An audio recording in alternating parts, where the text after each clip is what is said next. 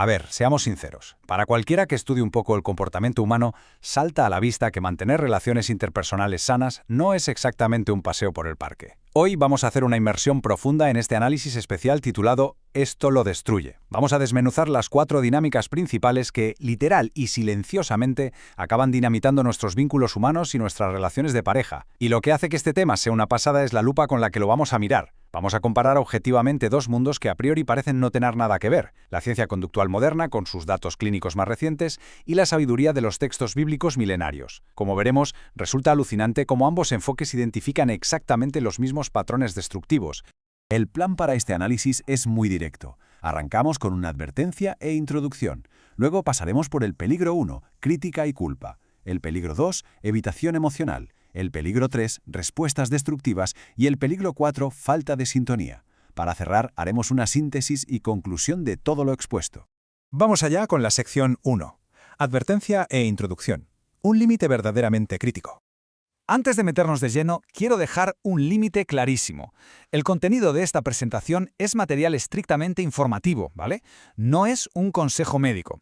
Los patrones que vamos a ver hoy afectan muchísimo a la salud mental e incluso nuestra propia biología, así que es vital recordar que ante problemas graves o una crisis severa en una relación hay que buscar ayuda profesional y acudir a especialistas licenciados. Este análisis solo busca explicar la mecánica de los conflictos basándose en los textos fuente y en ningún caso sustituye el diagnóstico o la terapia de un profesional médico. Pasamos a la sección 2, el peligro 1, crítica y culpa, o básicamente, el inicio del conflicto. En la clínica existe un concepto fascinante llamado inicio rudo o harsh startup. Las investigaciones del Instituto Gottman son súper claras en esto. El fracaso de una discusión no tiene casi nada que ver con el tema en el que no estamos de acuerdo, sino en cómo lo planteamos. O sea, si empezamos el conflicto con hostilidad, soltando críticas y buscando culpables, el cerebro de la otra persona salta automáticamente a la defensiva. La ciencia nos dice que en vez de atacar diciendo, por ejemplo, «es que nunca te encargas de los niños», funciona mucho mejor describir la situación usando frases como «yo siento que». En el momento en que usamos el «tú eres» o el «tú siempre», la inestabilidad de la relación se dispara por las nubes. Obviamente, tener conflictos es normal, pero el truco está en saber repararlo a tiempo, pedir perdón, usar un poco de humor o mostrar aprecio para que nuestro sistema de alerta no colapse. Y aquí es donde la cosa se pone súper interesante, porque los textos antiguos ya habían fichado este mismo problema hace milenios. La Biblia advierte que las palabras hirientes son literalmente como golpes de espada. Si leemos directamente de Proverbios capítulo 17, versículo 14, nos encontramos esto. El que empieza una discusión es como el que abre una represa de agua. Retírate antes de que estalle la pelea. Fijaos en cómo el texto bíblico respalda al 100% la idea de tomarse una pausa. Ese retirarse a tiempo del que habla el proverbio es punto por punto la estrategia psicológica moderna para evitar que nos desbordemos emocionalmente. Sección 3. Peligro 2. Evitación emocional. El altísimo costo de la supresión. La evitación emocional es tremenda. Hoy en día parece que vivimos en una cultura que nos empuja a tratar la vida como si fuera un problema matemático. Nos dicen que hay que despejar la X y desechar las emociones negativas lo más rápido posible. En una relación, esto significa huir de las conversaciones difíciles como de la peste, o hacer como si esos sentimientos profundos no existieran. ¿Y qué nos dicen los estudios clínicos? Que esto solo genera un nivel de angustia que bloquea por completo cualquier avance. La salida, según la psicología, es aceptar cómo se siente el otro sin intentar arreglarlo o cambiarlo. Eso es lo que de verdad crea flexibilidad psicológica y frena la lucha interna. Justo en la dirección opuesta a tragarse las cosas, la sabiduría del texto bíblico nos propone soluciones de comunicación muy proactivas. Por ejemplo, Efesios capítulo 4, versículo 26 dice: «Estén airados, y no obstante, no pequen, que no se ponga el sol estando ustedes en estado provocado». Básicamente está pidiendo que resolvamos las ofensas rápido para que el resentimiento no tenga tiempo de echar raíces. Y para rematar, Colosenses capítulo 4, versículo 6 añade: «que su habla siempre sea con gracia sazonada con sal». Es decir, la solución es coger el toro por los cuernos al momento, pero eligiendo deliberadamente palabras amables, cerrándole la puerta en las narices a la evasión emocional. Vamos a la sección 4. Peligro 3. Respuestas destructivas. ¿Cómo reaccionamos ante el éxito del otro? Este punto es alucinante. Los estudios de conducta demuestran que la forma en que reaccionamos cuando a nuestra pareja le va bien es un indicador de la salud de la relación aún más potente que si le apoyamos en los malos momentos.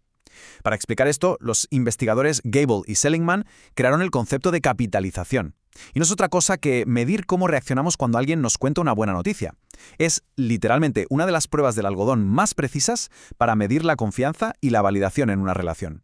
Resulta que hay dos maneras principales de arruinar el éxito de los demás. La primera es la vía activa-destructiva. Pasa cuando alguien te cuenta algo genial y tú te dedicas a sacarle punta. Señalas los riesgos, las pegas o el lado negativo. La segunda es la pasiva-destructiva, que es cuando sencillamente ignoras la noticia, pones cara de paisaje o cambias de tema rápidamente. Las dos son veneno puro, destrozan la confianza y le dicen al otro sin palabras que su bienestar te da exactamente igual, y eso fulmina la conexión. Para darle la vuelta a esto, los textos bíblicos marcan una regla ética brutal basada en la empatía.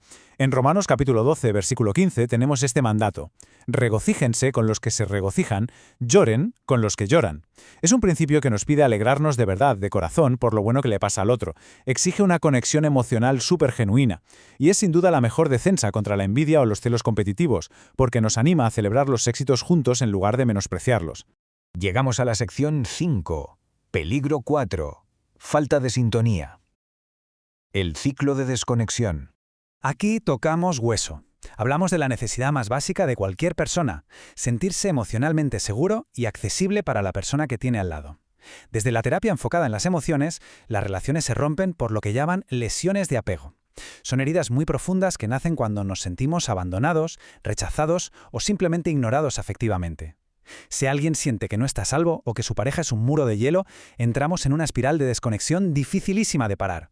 Para la ciencia, sanar estas lesiones pasa por reconocer el daño y crear un espacio seguro donde ser vulnerable se pague con compasión y jamás con rechazo.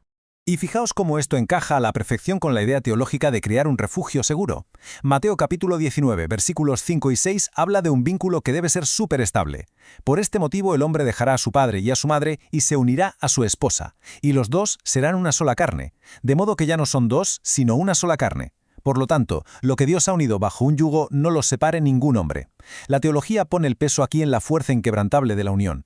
Un compromiso que por su propia naturaleza da esa seguridad y accesibilidad que la psicología moderna pide a gritos para poder sanar las heridas emocionales. Sección 6. Síntesis y conclusión. Evaluando los fundamentos. Vamos a atar cabos.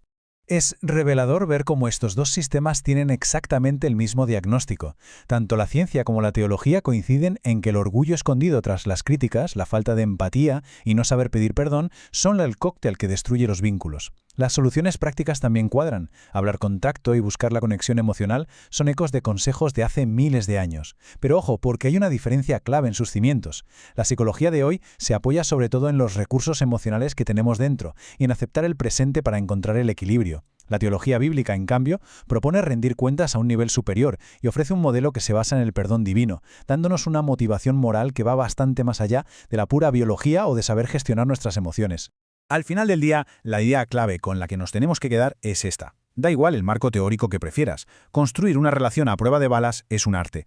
Requiere intención, muchísimo esfuerzo proactivo y, sobre todo, una renuncia total y absoluta al egocentrismo.